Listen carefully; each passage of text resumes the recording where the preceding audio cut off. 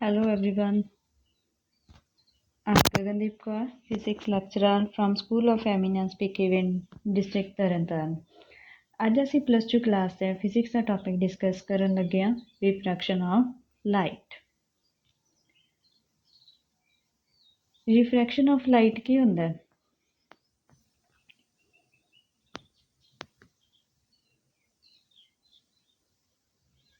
Refraction of light, it is a phenomena that take place due to bending of light। Light ਜਦੋਂ bend ਹੁੰਦੀ ਹੈ when it travel from one medium to another। ਕੋਈ ਵੀ light ਰੇ ਜਦੋਂ ਇੱਕ medium ਤੋਂ ਦੂਜੇ ਮੀਡੀਅਮ ਜਾਂਦੇ ਹੋਏ ਤਾਂ ਉਹ ਆਪਣਾ ਰਸਤਾ ਕੀ ਕਰਦੀ ਹੈ, ਚੇਂਜ ਕਰ ਲੈਂਦੇ ਆ। ਤਾਂ ਉਸ ਰਸਤਾ ਚੇਂਜ ਕਰਨ ਦੇ ਫਿਨੋਮੀਨਾ ਨੂੰ ਹੀ ਅਸੀਂ ਬੋਲਦੇ ਹਾਂ ਰਿਫਰੈਕਸ਼ਨ ਆਫ ਲਾਈਟ। ਜਿੱਦਾਂ ਇੱਥੇ ਪਾਣੀ ਦੇ ਗਲਾਸ ਦੇ ਵਿੱਚ ਕੀ ਸ਼ੋ ਹੋ ਰਿਹਾ ਕਿ ਕੋਈ ਵੀ ਪੈਨਸਿਲ ਹੈ, ਬਟ ਇੱਥੇ ਪੈਨਸਿਲ ਕੋਈ ਪੈਨਸਿਲ ਮੁੜੀ ਹੋਈ ਨਹੀਂ ਹੈ। ਕੋਈ ਵੀ ਸਿੱਧੀ ਇੱਕ ਪੈਨਸਿਲ ਹੈ, ਪੈਨਸਿਲ ਨੂੰ ਜਦੋਂ ਅਸੀਂ ਪਾਣੀ ਦੇ ਗਲਾਸ ਵਿੱਚ ਦੇਖਦੇ ਹਾਂ ਤਾਂ ਸਾਨੂੰ ਉਹ ਕੀ ਹੋ ਰਿਹਾ, ਉੱਥੋਂ ਥੋੜ੍ਹੀ ਜਿਹੀ ਮੁੜੀ ਹੋਈ ਨਜ਼ਰ ਆਉਂਦੀ ਹੈ। ਕੀ ਉਹ ਪੈਨਸਿਲ ਪਾਣੀ 'ਚ ਜਾ ਕੇ ਟੁੱਟ ਜਾਂਦੀ ਹੈ? ਬਿਲਕੁਲ ਨਹੀਂ, ਪੈਨਸਿਲ ਟੁੱਟਦੀ ਨਹੀਂ ਹੈ, ਬਟ ਸਾਨੂੰ ਟੁੱਟੀ ਹੋਈ ਨਜ਼ਰ ਆਉਂਦੀ ਹੈ। ਕਿਉਂ? Because of refraction of light. ਜਿੱਦਾਂ ਕਿ ਇੱਥੇ ਦੇਖੋ, ਪਾਣੀ ਦੇ ਵਿੱਚ ਅਸੀਂ ਪੈਨਸਿਲ ਪਾਈ ਤਾਂ ਇਹ ਕੀ ਹੈ, ਐਕਚੁਅਲ ਪੈਨਸਿਲ। ਪਾਣੀ ਦੇ ਵਿੱਚ ਜਦੋਂ ਪਾਈ ਤਾਂ ਇੱਥੋਂ ਲਾਈਟ ਰੇਸ ਨੇ ਜਿਹੜੀਆਂ ਉਹ ਸਿੱਧੀਆਂ ਜਾ ਰਹੀਆਂ ਨੇ, ਬਟ ਇਸ ਇੰਟਰਫੇਸ 'ਤੇ ਆ ਕੇ ਕੀ ਹੋ ਰਿਹਾ, ਜਦੋਂ ਪਾਣੀ ਦੇ ਵਿੱਚੋਂ ਲਾਈਟ ਰੇਸ ਏਅਰ ਦੇ ਵਿੱਚ ਆ ਰਹੀਆਂ ਨੇ, ਲਾਈਟ ਰੇਸ ਜਦੋਂ ਵਾਟਰ ਦੇ ਵਿੱਚੋਂ ਏਅਰ ਦੇ ਵਿੱਚ ਆਉਂਦੀਆਂ ਤਾਂ ਉਹ ਆਪਣਾ ਰਸਤਾ ਜਿਹੜਾ ਚੇਂਜ ਕਰ ਰਹੀਆਂ ਨੇ। ਡੈਂਸਰ ਤੋਂ ਰੇਅਰ ਮੀਡੀਅਮ ਤੱਕ ਆਉਂਦੇ ਹੋਏ ਲਾਈਟ ਕੀ ਹੈਗੀ, ਲਾਈਟ ਬੈਂਡ ਅਵੇ ਫਰੋਮ ਨਾਰਮਲ। ਠੀਕ ਹੈ, ਨਾਰਮਲ ਤੋਂ ਦੂਰ ਹਟ ਜਾਂਦੀ ਆ ਤਾਂ ਉਹ ਕੀ ਹੈ, ਆਪਣਾ ਰਸਤਾ ਚੇਂਜ ਕਰਕੇ ਸਾਨੂੰ ਇੱਧਰ ਦੀ ਨਜ਼ਰ ਆ ਰਹੀਆਂ ਨੇ। ਇਸੇ ਕਰਕੇ ਕੀ ਹੈ ਕਿ ਰਿਫਰੈਕਸ਼ਨ ਹੈ ਜਿਹੜੀ ਉਹ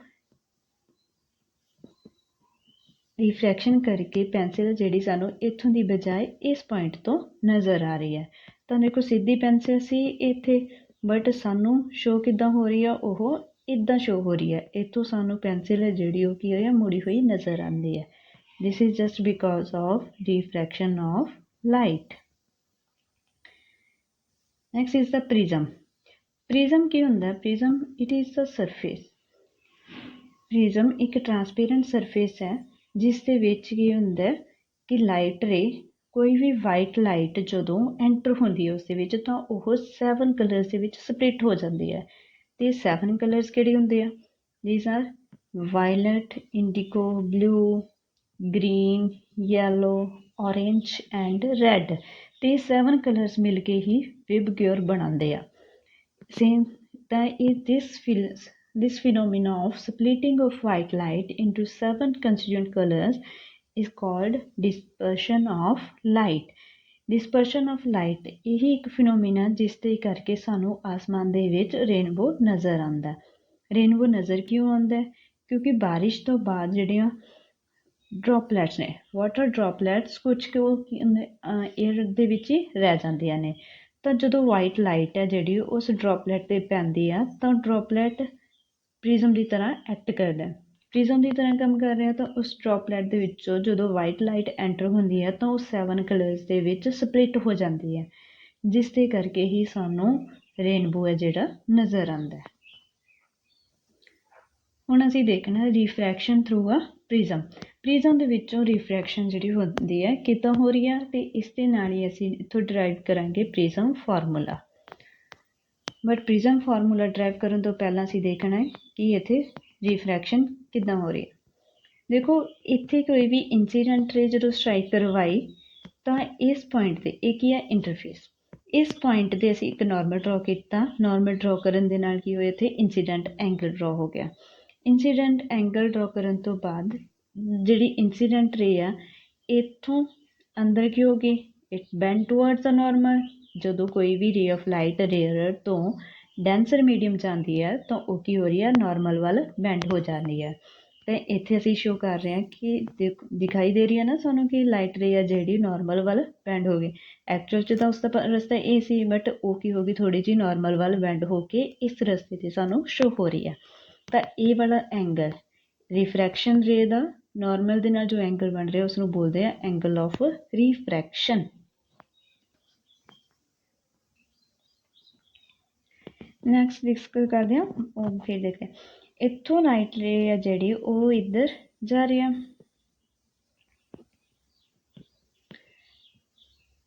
ਨੈਕਸਟ ਕੀ ਹੋਇਆ, ਨੈਕਸਟ ਇੰਟਰਫੇਸ ਤੇ ਸੇਮ ਜੋ ਇਹ ਵਾਲੀ ਰੇ ਆ ਇਹ ਜਦੋਂ ਬਾਹਰ ਆਏਗੀ ਤਾਂ ਉੱਥੇ ਕੀ ਹੋ ਰਿਹਾ, ਫਿਰ ਰਿਫਰੈਕਸ਼ਨ ਹੋ ਰਹੀ ਹੈ। ਬਟ ਅਗਰ ਦੇਖਿਆ ਜਾਏ ਤਾਂ ਉਹ ਰਿਫਰੈਕਸ਼ਨ ਹੈ ਜਿਹੜੇ ਇਸ ਪੁਆਇੰਟ 'ਤੇ ਦੇਖੋ, ਹੁਣ ਇਸ ਪੁਆਇੰਟ 'ਤੇ ਕੀ ਹੋ ਰਿਹਾ ਕਿ ਡੈਂਸਰ ਮੀਡੀਅਮ ਤੋਂ ਰੇਅਰ ਜਿਹੜੀ ਉਹ ਰੇਅਰ ਮੀਡੀਅਮ 'ਚ ਜਾ ਰਹੀ ਆ। ਡੈਂਸਰ ਤੋਂ ਰੇਅਰ ਤੱਕ ਆਉਂਦੇ ਹੋਏ ਰੇ ਆਫ ਲਾਈਟ ਹੈ ਜਿਹੜੀ ਦੈਟ ਬੈਂਡਸ ਅਵੇ ਫਰੋਮ ਨਾਰਮਲ, ਨਾਰਮਲ ਤੋਂ ਦੂਰ ਹਟ ਜਾਂਦੀ ਹੈ। ਤਾਂ ਉਹਨੇ ਕੀ ਸੀਗਾ ਐਕਚੁਅਲ 'ਚ ਰਸਤਾ ਉਸਦਾ ਇਹ ਹੋਣਾ ਸੀ, ਬਟ ਉਹ ਕੀ ਹੋ ਗਿਆ ਉਸ ਤੋਂ ਦੂਰ ਹਟ ਕੇ ਇਸ ਰਸਤੇ 'ਤੇ ਸਾਨੂੰ ਸ਼ੋ ਹੋ ਰਹੀ ਹੈ। This is called refraction of light. Refraction ਦੇ ਦੋ ਕੇਸਿਸ ਹੁੰਦੇ ਆ ਕਿ when light travel from rare to denser, it bend towards the normal, and if it move from denser to rarer medium then it bend away from normal। ठीक है, तो normal तो दूर हट जाती है तो इस केस ਦੇ ਵਿੱਚ ਉਹ नॉर्मल ਵੱਲ bend ਹੋ ਜਾਂਦੀ ਹੈ। देखो इतने एंगल शो किए आ, this is the angle of incidence, angle of emergence, angle of refraction and angle of refraction. Angle of refraction first surface से ते सैकेंड सरफेस से, दो सरफेस से थे इसलिए एंगल R1 ते इसनों एंगल R2 दिता है। तो एंगल ऑफ डेविएशन इस दे नाल ही असीं एक होर एंगल डिस्कस करना, एंगल ऑफ डेविएशन यानी कि जिहड़ी लाइट रे आ अपने पाथ तो एक्चुअल कितना डेविएट हुई है। हुण इत्थे देखो कि लाइट रे जिहड़ी इस रस्ते तो जांदी होई इधर बैंड हो गई। अगर असीं इंसीडेंट रे नूं अगे एक्सटेंड करवाईए तां ये वाली रे बन रही है, तो जिहड़ी लास्ट ते सानूं रे मिल रही है उसनूं पिछे मीट करवाईए तां इत्थे एक एंगल बन रहा, small angle.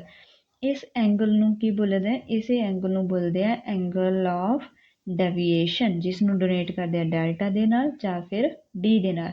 This small angle is called angle of deviation, यानी कि लाइट रे है जिहड़ी अपने रस्ते तो कितना डेविएट हुई है।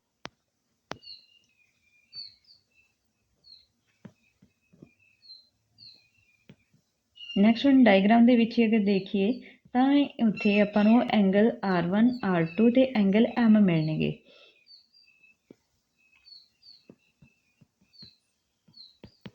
see here this is the angle R1 R2 and angle M। ਤਾਂ अगर इस ਨੂੰ ਆਪਾਂ एक्सटेंड कीतीए ਤਾਂ ਇਹ देखो ਇਹ ਕੀ ਬਣ ਰਹੀ ਹੈ, this is a small triangle, इसका एक एंगल R1 है, एक R2 है, तो एक एंगल M है। तो तीनों एंगल का जोड़ा सम है वो की होएगा 180 डिग्री। तो इत्थे ही शो किया R1 plus R2 plus angle M is equals to 180। Similarly एक क्वाड्रिलेटरल लिया AYZM, move to the back. ये वाली क्वाड्रिलेटरल लो AYMZ, इस क्वाड्रिलेटरल दे भी एंगल्स ले आ। इस एंगल क्वाड्रिलेटरल दे विच शो किया कि angle A plus angle M is equals to, तो ये वाले एंगल यानी कि क्वाड्रिलेटरल दे चार एंगल्स का सम 180 360 होंगे, तो उस दो एंगल्स ले, दोनों एंगल्स उन्होंने सम लिया 180 डिग्री।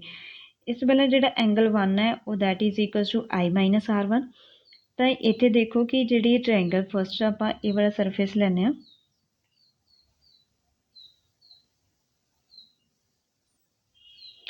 ये वाला लो, ये वाला दोनों एंगल्स अगर इत्थे देखिए इसनों स्मॉल ड्रॉप करके ये एंगल I बन रहा, तो इत्थे एंगल है जिहड़ा ये R बन रहा। अगर असी आ वाला एंगल देखना होवे कितना बनेगा, तो ये दोनों की बन रहे एंगल वर्टिकल ओपोजिट एंगल्स। तो angle I is equals to इसनों मानो एंगल 1, एंगल I किस इक्वल होएगा 1 प्लस R दे। तो इतों ही अगर असी एंगल 1 फाइंड करिए तो किस इक्वल होएगा I माइनस R1। ठीक है, सिमिलरली एंगल 1 किस इक्वल हो गया angle I minus R1। Similarly इतने एंगल 2 किस इक्वल हो जाएगा E माइनस R2। ई की है एमरजेंट एंगल।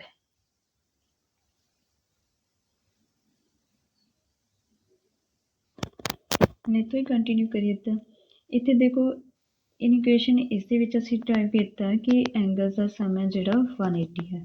ट्रायंगल के एंगल का सम दे इतने क्वाड्रिलेटरल के दो एंगल्स लिए ने जिन्हों का सम 180 है। देखो दोनों इक्वेशनस ਦੇ ਵਿੱਚ राइट हैंड साइड है जी 180 ਦੇ ਇਕੁਅਲ है। अगर राइट हैंड साइड इक्वल है तो दोनों की लैफ्ट हैंड साइड भी इक्वल होएगी, तो दोनों को कंपेयर किया तो angle A plus M is equals to R1 plus R2 plus angle M. तो इथों एंगल ए एम नाल एम कैंसल, तो एंगल ए किस इक्वल हो जाएगा R1 प्लस R2।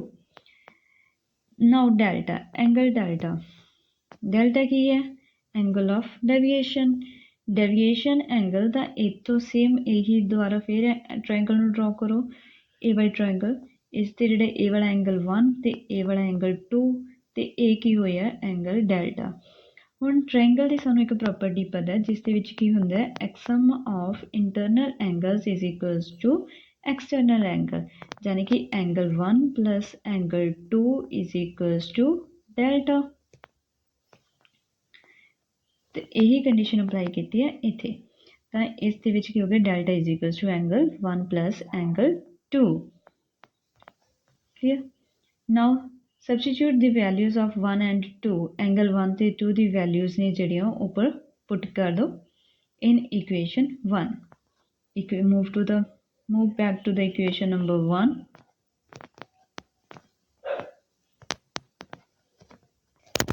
इक्वेशन 1 की है एंगल 1 किससे इक्वल है, angle 1 is equals to I minus R1 and angle 2 is equals to E minus R2।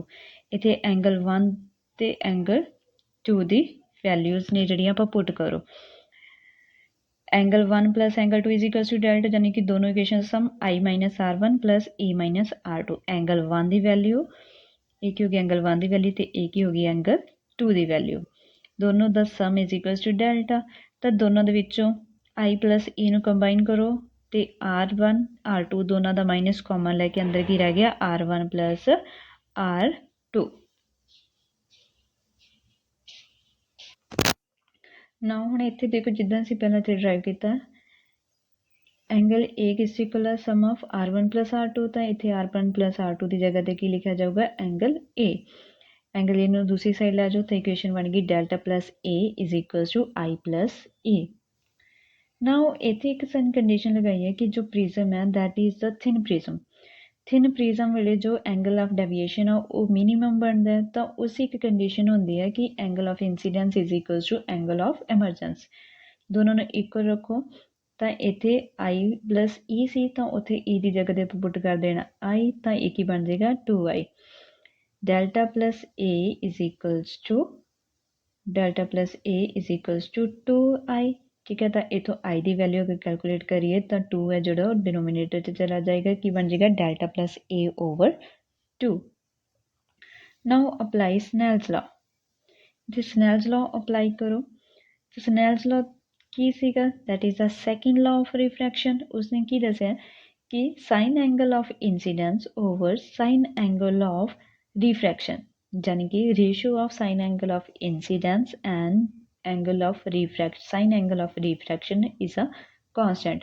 That constant is called the refractive index of the medium। जो भी medium use कर रहे हो उसका रिफ्रैक्टिव इंडेक्स। तो Snell's law apply करो that is the mu is equals to sine I by sine R. तो it incident angle we are taking that incidence angle is called angle of emergence over I is equals to E C. तो ई नू put किया इतने आई नू put किया ई, तो sign R1 है जो R2 के इक्वल है। ठीक है, R1 is equals to R2 तो उसनू पुट कर लिया R। ठीक है, तो एंगल ए भी सानू जो पता एंगल ए किस इक्वल से R1 प्लस R2, तो इतने R1 R2 दोनों इक्वल ने तो एंगल ए किस इक्वल हो जाएगा 2R ते। तो R की वैल्यू इतों कैलकुलेट करांगे a बाई 2। तो पुट दीज वैल्यूज ये दोनों वैल्यूज इतने पुट कर दो स्नेल्स लॉ दे विच, तो mu is equals to sine I by sine R. I की वैल्यू असी इतने कैलकुलेट की है, आर की वैल्यू ए होगी, साइन आई की जगह पर की लिख लेंगे delta plus A plus delta by 2 and नीचे की आ जाएगी आर की जगह पर की आ जाएगा A by 2। This relation between angle of deviation and refraction is called the prism formula। This is called the prism formula.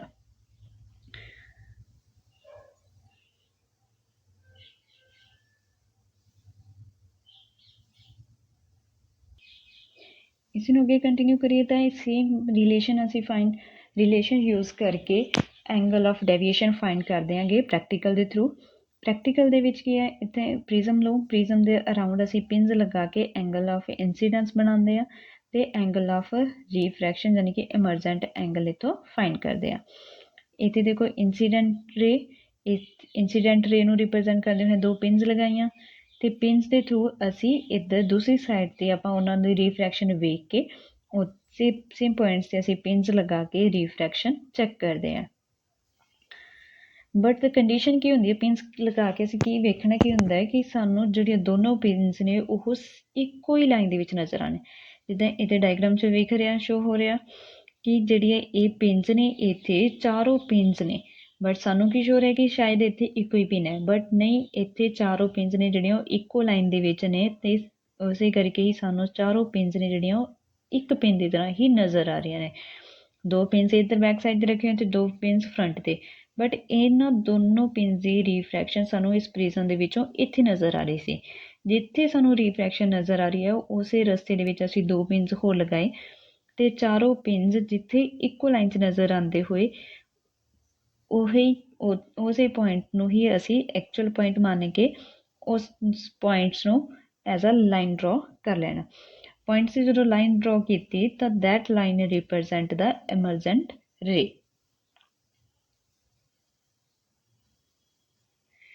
ਦੇਖੋ ਇੱਥੇ ਇੰਸੀਡੈਂਟ ਰੇ ਤੇ ਇੱਥੋਂ ਸਾਨੂੰ ਐਮਰਜੈਂਟ ਰੇ ਮਿਲ ਰਹੀ ਹੈ।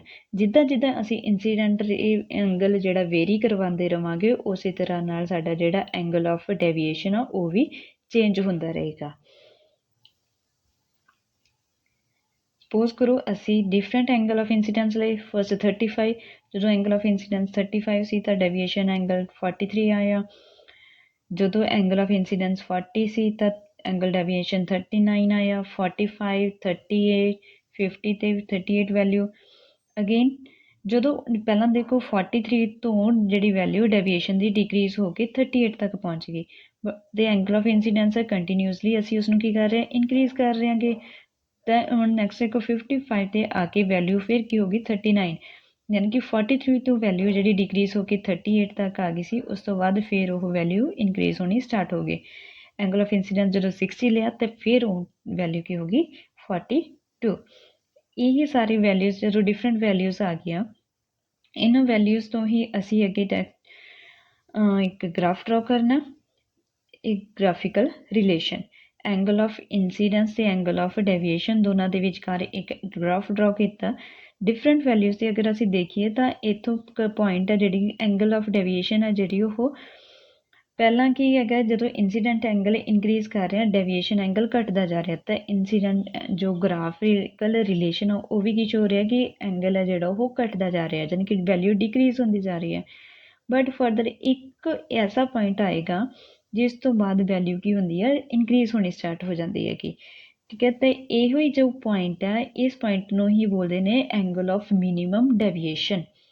ਡੈਲਟਾ ਐਮ ਦੇ ਨਾਲ ਡਰਾ ਕਰਦੇ ਆ ਐਂਗਲ ਆਫ ਮਿਨੀਮਮ ਡੈਵੀਏਸ਼ਨ, ਜਿਸ ਤੇ angle I is equal to angle E ਹੁੰਦਾ।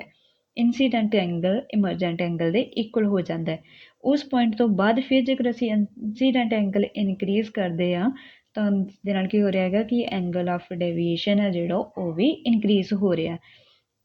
ਯਾਨੀ ਕਿ ਜੋ ਗ੍ਰਾਫਿਕਲ ਰਿਲੇਸ਼ਨ ਉਹ ਕੀ ਰਿਪਰੈਜ਼ੈਂਟ ਕਰ ਰਿਹਾ ਕਿ ਐਂਗਲ ਆਫ ਇੰਸੀਡੈਂਸ ਇਨਕਰੀਜ਼ ਹੋਣ ਨਾਲ ਡੈਵੀਏਸ਼ਨ ਐਂਗਲ ਵੀ ਡਿਕਰੀਜ਼ ਹੋਏਗਾ। ਬਟ ਆਫਟਰ ਦੈਟ ਇੱਕ ਪੁਆਇੰਟ ਇੱਦਾਂ ਆਏਗਾ ਜਿੱਥੇ ਡੈਵੀਏਸ਼ਨ ਬਿਲਕੁਲ ਸਮੋਲ ਹੋ ਜਾਏਗੀ, ਜਿਸ ਨੂੰ ਬੋਲਦੇ ਆ ਐਂਗਲ ਆਫ ਮਿਨੀਮਮ ਡੈਵੀਏਸ਼ਨ। ਉਸ ਤੋਂ ਬਾਅਦ ਫਿਰ ਫਰਦਰ ਉਸ ਦੇ ਵਿੱਚ ਇਨਕਰੀਜ਼ ਹੋਣਾ ਸਟਾਰਟ ਹੋ ਜਾਂਦਾ।